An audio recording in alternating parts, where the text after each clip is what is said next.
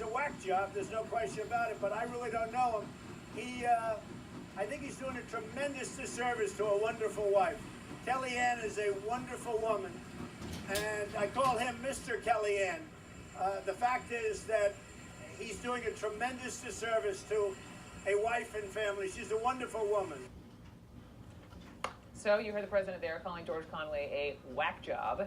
And today, for the first time, the president of the United States is publicly inserting himself smack dab into this whole Conway marriage, calling George Conway a husband from hell. To be fair, George Conway started this round by questioning the president's mental health. CNN political analyst April Ryan is at the White House for. She is the White House correspondent for the American Urban Radio Networks. And April,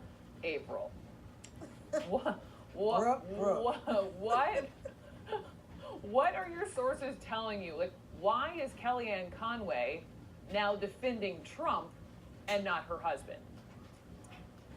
You know, in Washington, there are strange relationships, and this is one of them.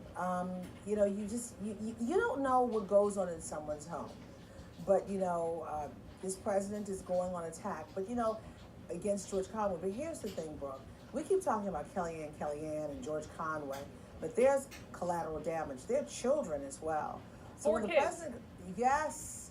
So when the president talks about George Conway being a whack job, even though George Conway, you know, talked about his mental state, which many Americans are doing, there are children who are listening. And I know for a fact, Kellyanne loves her children.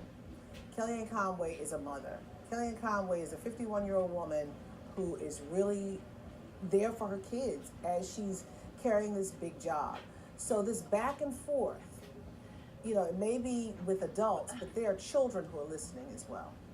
What has changed for this president to take on George Conway the way he has in the last couple of days? Because he was quiet for so long. What's changed? You know, people are listening.